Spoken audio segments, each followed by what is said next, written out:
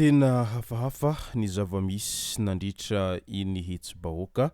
tamin'iny androny omaly iny satria toa nivadika faty olona indray zany rehefa avy eo. Ka ny pisipitsony mahakasika an'izay ny fakafakana amintsika atao anatin'ity vidéo ity ka manasa antsika rehetra anaraka an'ity vidéo ity hatramin'ny farany. Aza dino ny milaiky ny vidéo antsika ary tsarovy hatrany ny miabone amin'ny chaîne antsika mba ahafahanareo manaraka tsy tapaka ny vidéo zay lefa nahito isan'andro. Tsy ampendrela mo isika fa avy hatrany tonga de vavany ndao ary.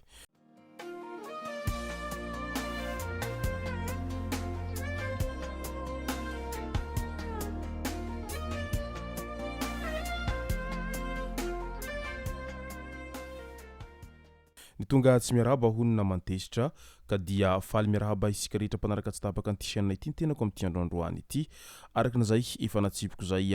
dia ny mahakasika ny ilay savorovoro tamin'iny androny omaly iny ary navatesan'olona betsaka no tena iompanantsika atao anatin'ity vidéo ity. Na dia efa nody tany an-trano aza ireo izay nitarika ny fihetsiketsehana izany hoe ireo génération Z avy any Ankatso sy ny Vontovorona dia mbola nitoy ihany izany hetsika izany nataon'ireo karazan'olona sasany.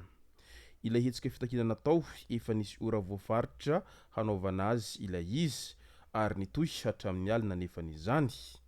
Iza no homena tsiny ankehitriny manoloana ireo fahavoazana izay tsy tambo isaina tamin'iny androny omaly iny. Ireto avy ireo orinasa lasibatra ny 15 septambra araky ny vaovao izay miparitaka ao an-tambazotra Facebook amin'izao fotoana izao. Ny Super U tana Waterfront Ambodivona, la Gastro Pizza Pietra Hotel Analakely, Aigle d'Or 67 hectares, Cosmos Andranomena Ambohibao, Sanifer Kibo, Ereka Androndra Ankadimbahoaka, IBC Ivandry, Supermaki Besarety, Supermaki Ambohimanarina, Supermaki Ambohitrarahaba, Supermaki Talatamaty, Supermaki Ivato, Chinamal, Gizinda, Osti Ambohimanarina, Promoto Tanjombato, La City Ivandry, Mada Hotel 67 hectares, Sopliantso Mandrakaray, Viva Ambodivona, Motostore, Remax tana Waterfront. Ireo zao no tena tratran'ny fahamaizana tamin'iny androny omaly iny vokatra zay Fandrobana izay nataon'ireo andiandolona sasany izay tsy tao anatin'ireo voalaza izany hoe tsy tao anatin'ireo génération Z izay fihetsiketsehana nataon'ny mpianatra fa kosa karazan'olon-kafa mihitsy izay nanao an'izay Fandrobana sy fidirana ankeriny ary ihany koa famakina tranon'olona indrindra fa ireo tranombarotra lehibe izay nahavelezany entana maro amina miliara mihitsy aza ny sasany ary maro ireo zay mitaraina manoloana an'izany. Raha ny horonan-tsara miparitaka atao an-tambazotra Facebook tao mantsy dia maro ireo izay hita atao anatin'ny ireny horonan-tsara ireny ao anatin'ny izay Fandrobana izay ary nahitana mpitandro filaminana mivezivezy mihitsiny mandritra ireo Fandrobana ireo fa kosa atoa tsy hita loatra ny fandraisana andraikitra izay nataon'ny mpitandro filaminana manoloana izay Fandrobana izay tamin'iny androny omaly iny.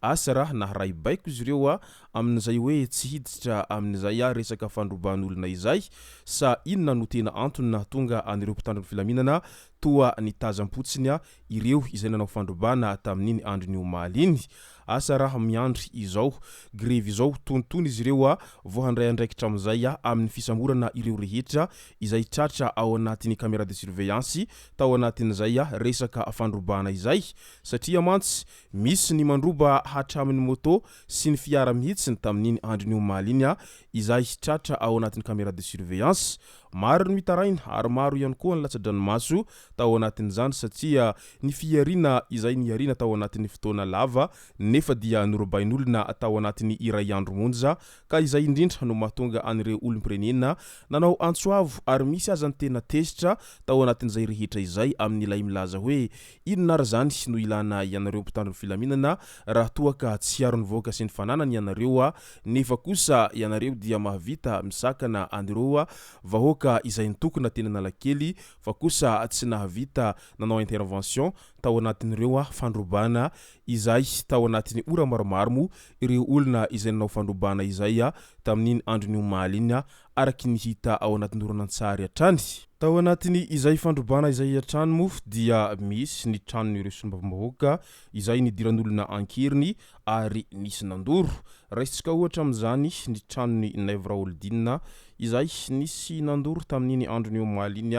teo ihany koa ny kizehany izay nodoran'ireo olona izay voalaza fa tena tezitra sy romotra tao anatin'izay hetsy bahoaka izay hatrany. Fa ny teny ambohibao indray dia faty olona mitsirara amin'ny tany no hita ny vahoaka teny an-toerana teny satria tsy olona iray ihany no voalaza fa maty teny an-toerana teny fa olona maromaro izay voalaza fa tratra tifitra variraraka izay niseho tamin'iny andron'ny omaly alina iny ary tsy fantatra mazava hatreto iza marina ireo izay nitifitra ny mpitandro ny filaminana ve sa ireo olon-tsotra izay mpikaramanady no nitifitra an'ireo olona izay voalaza ireo satria mantsy tsy iray tsy roa ihany ireo olona izay voalaza fa voatifitra fa olona maromaro no niharan'izay tifitra izay tamin'iny andron'ny omaly alina iny ary mbola ao anatiny fitediavana ny tena marina mahakasika an'izay monimponina amin'izao fotoana izao amin'ny lay hoe iza marina ireo nitifitra ary iza no nanome baiko ary inona no antony tena nahatonga an'izay fitifirana ka nahafatesan'olona izay.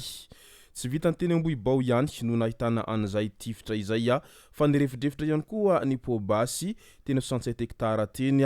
tao anatiny izay fandrobana izay niseho izay tamin'iny andron'ny omaly alina iny hatrany. Ny teny ambohipo ihany koa dia nandrenesana an'izay pobasy mirefidrefitra izay ihany koa taorian'ny fahavakisany spermaki. Arak'izany ara dia tena mila mitandrina ry vahoaka indrindra fa amin'iny andro alina iny sao dia tratra ny patsaray tsomby vava ka sendra tafandalo amin'ireo toerana izay mahamay ka mifanehatra amin'ireo izay mpikaramanady amin'izay fitifiran'olona izay ka sao dia matimaty fahatany ihany